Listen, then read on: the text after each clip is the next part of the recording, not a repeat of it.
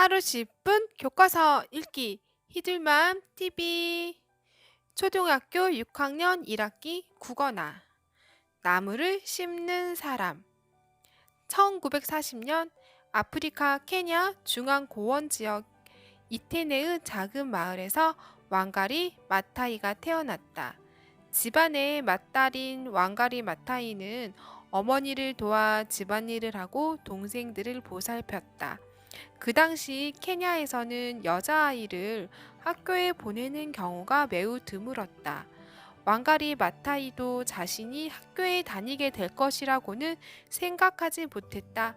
그러던 어느 날, 오빠 은데리투가 어머니에게 왕가리 마타이는 왜 학교에 다니지 않느냐고 물었고, 어머니는 고민 끝에 왕가리 마타이를 학교에 보내기로 결심했다. 왕가리 마타이는 학교에서 성실하게 공부해 좋은 성적을 거두었다. 선생님들은 왕가리 마타이의 남다른 총명함과 성실함을 눈여겨보고 그녀가 장학금을 받아 외국에서 공부할 수 있도록 도와주었다. 외국에서 공부를 마치고 케냐로 돌아온 왕가리 마타이는 황폐해진 케냐의 마을 풍경을 보고 깜짝 놀랐다. 케냐의 새로운 지도자들이 돈벌이를 위해 숲을 없애고 차나무와 커피나무를 심은 것이었다. 울창했던 숲은 벌목으로 벌거벗은 모습이 되었고 비옥했던 토양은 영양분이 고갈되어 동물과 식물을 제대로 길러낼 수 없는 상태가 되었다. 이러한 변화로 사람들은 땔감을 구하기 어려웠고 작물이 잘 자라지 않아 가난과 굶주림 속에서 고통받게 되었다. 파괴될 환경이 그녀와 그녀의 아이들 그리고 케냐의 모든 이에게 고통을 주고 있다는 것을 깨달은 왕가리 마타이는 자신이 할 수 있는 일이 무엇인지 생각해 보았다. 나무를 심는 거야.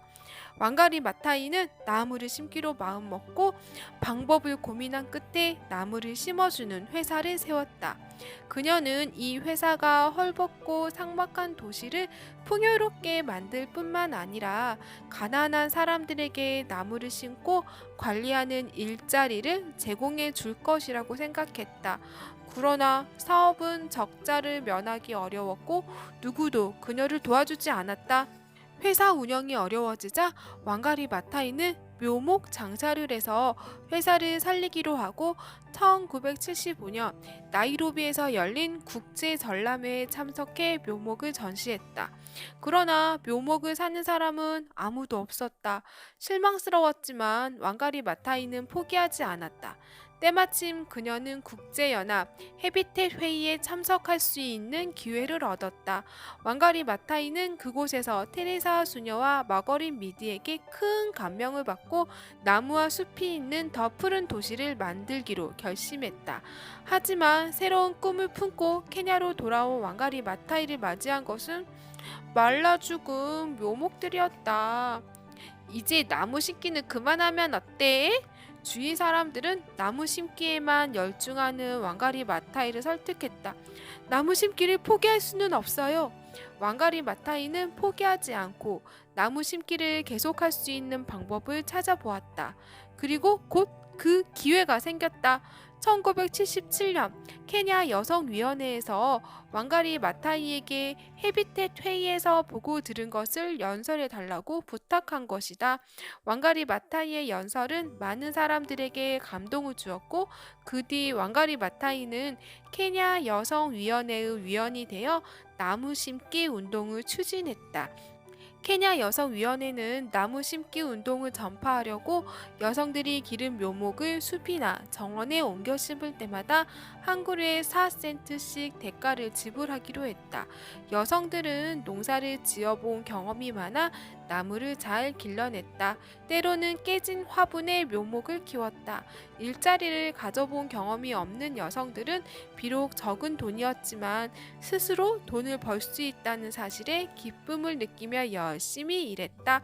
왕가리 마타이는 시골 여성들과 함께 나무를 심었다. 그리고 그녀들을 격려하며 나무 심기 운동을 전파해 달라고 부탁했다. 이러한 노력들이 모여 나무 심기 운동은 큰 변화를 가져왔다. 묘목을 한꺼번에 약 1000그루씩 적당한 간격을 두고 심어 벨트를 만들도록 권장하면서 나무 심기 운동은 그린벨트 운동으로 불렸다. 그린벨트 운동은 성공적이었지만 심은 나무를 가꾸기까지는 시간과 노력이 많이 필요했다. 나무를 가꾸는 데 지친 몇몇 사람은 나무를 심기보다는 베어서 빨리 쓰고 싶어 했다. 나무가 빨리 자라지 않으니 나무를 심기 싫어요. 왕가리 마타에 있는 사람들에게 인내심을 지니고 나무를 심어줄 것을 부탁했다. 우리가 오늘 베고 있는 나무는 우리가 심은 것이 아니라 이전에 누군가가 심어준 것입니다. 그러니까 우리도 우리 아이들을 위해서 미래의 케냐를 위해서 나무를 심어야 해요. 왕가리 마타이는 꾸준히 그리고 열성적으로 나무 심기 운동을 이끌었다. 하지만 모두가 왕가리 마타이와 같은 생각을 하는 것은 아니었다.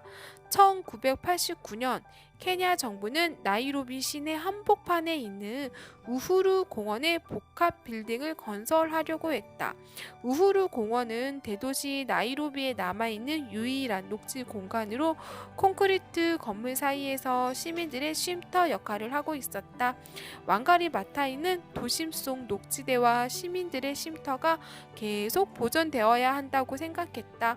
그녀는 관련 회사와 정부에 편지를 쓰고 언론에 자신의 주장을 알리며 우후루 공원을 지키려고 애썼다.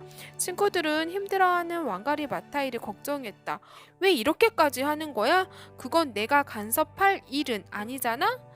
우후루 공원은 모든 사람의 것이야. 그러니까 누군가는 그 잘못을 말해야 해. 왕가리 마타이는 포기하지 않고 우후루 공원을 지켜야 한다고 목소리를 높이면서 정부가 생각을 바꾸도록 노력했다. 노력은 결실을 맺었다. 우후루 공원에 복합 빌딩을 건설하는 것을 케냐 국민이 거세게 반대하고 세계 언론이 이 문제를 보도하자 케냐 정부는 복합 빌딩의 건설을 포기했다. 왕가리 마타이는 아무리 힘든 상황이라도 절망하지 않고 문제를 해결할 수 있는 방법을 찾아 나섰다.